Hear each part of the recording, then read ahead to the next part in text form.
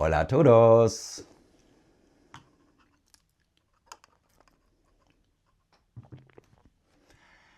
Schön, dass ihr wieder dabei seid. Diese Folge erscheint mit etwas Verspätung, da ich heute bei schönstem Wetter auf einem Oldtimer-Markt war und ich jetzt erst spät am Abend dazu komme, aufzuzeichnen und dann auch erst morgen schneide. Ich bin gut braun geworden, wir hatten auch ganz tolle Sonne.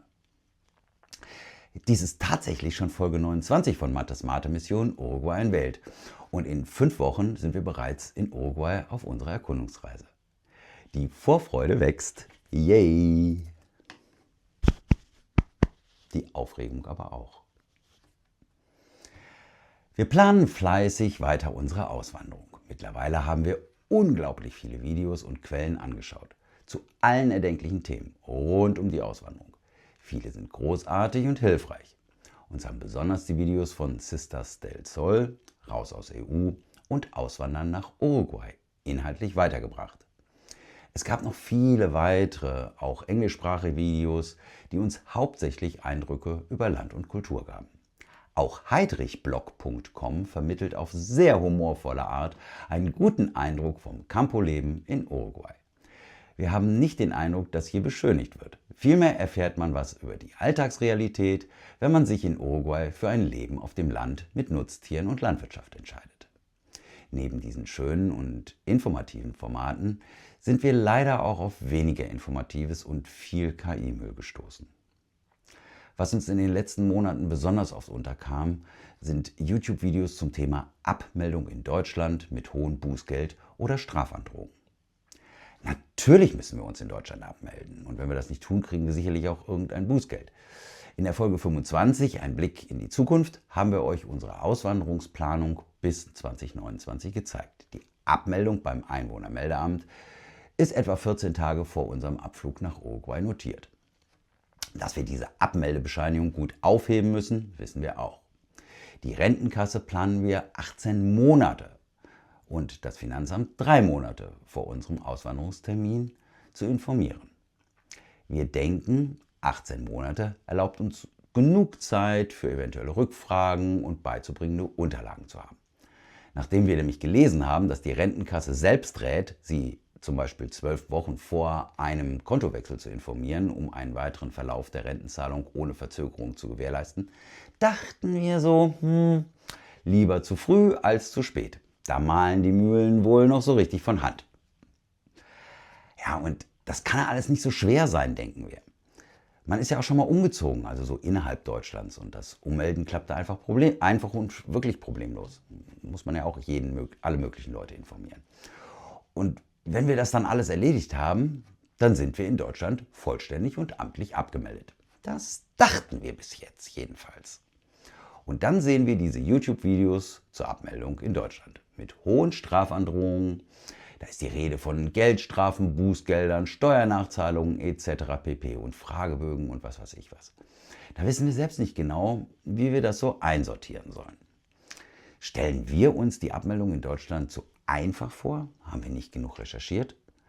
Darum fragen wir heute euch, die ihr schon ausgewandert seid. Habt ihr nach eurer Auswanderung noch irgendwelche Probleme mit deutschen Meldebehörden, Finanzämtern oder Rentenkasse gehabt? Falls ja, kam es da zu diesen Bußgeldern oder Strafzahlungen, die da angesprochen worden ist? Oder hat euch das Finanzamt nach der Abmeldung als Privatperson nochmal einen Fragebogen geschickt? Also auf uns wirken diese Art von Videos wie systematische Angstmacherei und wir haben da so eine Vermutung über die Motivation dahinter. Unserer Ansicht nach geht es darum, Beratungsleistungen, Versicherungen oder dubiose Services zu verkaufen. Und praktischerweise bieten sie diese ja auch in den Videos gleich an. Um den Druck auf potenzielle Kunden zu erhöhen, wird nach unserem Eindruck so getan, als würde bei der Auswanderung aus Deutschland viele große Fallstricke drohen, die ein Mensch ohne Erfahrung und Wissen auf diesem Gebiet nicht selbst fehlerfrei regeln könne. Besonders negativ aufgefallen sind uns die YouTube-Kanäle Grenzenlos versichert und Perspektive Ausland. Nach unserer Beobachtung werden hier vorsätzlich Ängste geschürt. Nicht nur zum Thema Abmeldung, sondern zu praktisch allem, was Auswanderer vor der Abreise erledigen müssen.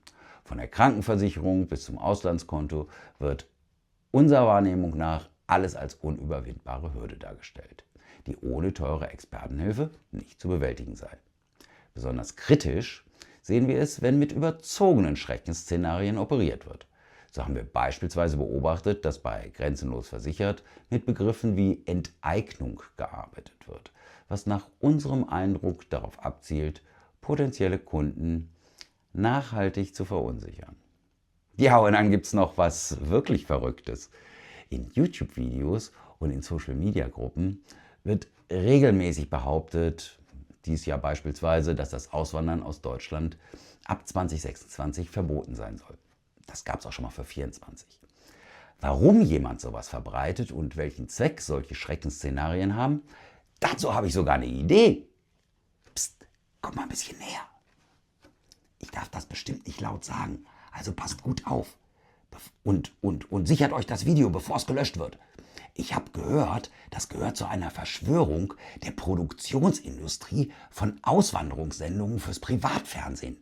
Denen fehlen wohl Kandidaten, um ihre Sendungen zu produzieren. Und durch diese Panikmache soll es viele Menschen geben, die vorher noch raus wollen und somit potenzielle Kandidaten. Die schalten ja auch dauernd Castingagentur-Suchanzeigen in den Auswanderergruppen. Ist dir bestimmt auch schon mal so eine aufgefallen? So, und jetzt können die nämlich dann schon vorproduzieren und auch noch nach 2026 Content verkaufen. Klingt doch voll plausibel, oder? Also ich bin mal gespannt, wie lange es dauert, bis ich mit dieser Begründung ein Ausreiseverbotsvideo sehe. Unser Fazit: Wir empfehlen bei solchen Inhalten kritisch zu hinterfragen, ob die dargestellte Komplexität tatsächlich der Realität entspricht oder ob hier möglicherweise übertrieben oder verzerrt dargestellt wird. Eine zweite Meinung oder vielleicht auch sogar eine dritte und der Vergleich verschiedener glaubwürdiger Quellen plus eine gute Portion Menschenverstand sind unserer Ansicht nach unerlässlich. Ja, wie seht ihr das? Sind wir da einfach zu misstrauisch? Liegen wir da falsch? Lasst uns eure Meinung und eure Erfahrung da. Wir freuen uns darüber. Und wie immer, bleibt wertschätzend und freundlich. Für heute sage ich mal, hasta la próxima. Bis zur nächsten Folge, wenn es wieder heißt Mattes Mate-Mission. Nos vemos, que les vaya bien und ciao!